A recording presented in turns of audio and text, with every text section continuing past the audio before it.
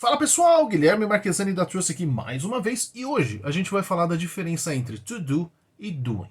O ing no inglês às vezes é usado para se referir à ação em si e não ao modo contínuo do verbo.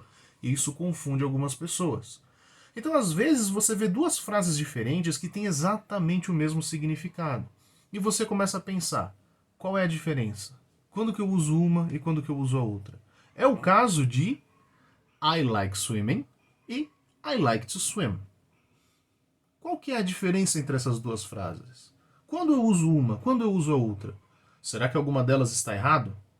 Vamos dar uma olhadinha. Vamos primeiro falar de prática. Alguns verbos exigem um modo específico do segundo verbo da frase. É o caso de try, por exemplo, ou expect. I expect you to speak English every day. I try to speak English every day. Então, o try, expect, verbos assim, eles pedem o to. Agora, outros verbos já pedem o ing. É o caso de enjoy ou stop, por exemplo. I enjoy eating French fries. I will stop eating too many French fries. A tradução desses verbos é igual, é no infinitivo. Então, comer batatas fritas nesse caso, e no caso anterior, falar inglês. Mas a forma que a gente apresenta em inglês é diferente. Por quê? Esse é um segredo que poucos sabem. Mas quando eu falo de to do, to talk, to eat, eu estou falando da ação em si, de uma perspectiva externa. Eu estou vendo a ação de fora. Quando eu falo no ing, eating, doing, speaking, eu estou falando da ação por dentro, da execução dessa ação. É por isso que enjoy exige o ing. Enjoy é desfrutar, é gostar do processo. Então você está ali no meio dessa ação. Stop também exige que a ação esteja em movimento, para você parar. Agora, quando você vai falar de try, tentar, é algo externo. Eu vou tentar fazer isso aqui. Você está vendo de fora.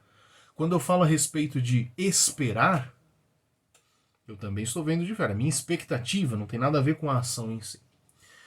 E aí, se você pensar dessa forma, você percebe que alguns verbos são ambíguos. Por exemplo, enjoy exige o passar do tempo, mas e o like?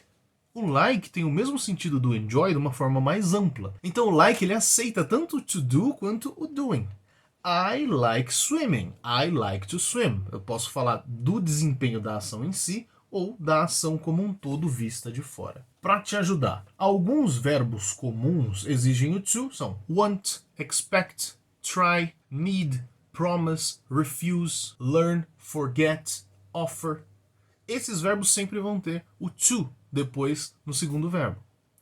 Outros verbos que exigem o ing são enjoy, stop, finish, suggest ou mind. Outros verbos que já não têm uma preferência, você pode usar tanto um quanto o outro, são like, continue, love, hate, start, prefer. Esses verbos você tem a liberdade de escolher. E você vai escolher com base nisso. É claro, para você aprender, tenha em mente que to do é a ação por fora. E doing é o processo de execução dessa ação. E preste atenção quando você está vendo filmes e ouvindo músicas em como as pessoas usam esses dois verbos juntos na frase. Se você fizer isso, você vai se munir de exemplos para você poder soltar na hora de falar. E se precisar de ajuda, entre em contato com a gente. Marca sua aula experimental conosco, completamente grátis. Manda um WhatsApp para 11 959 616277 e vem realizar o seu sonho de aprender a falar inglês.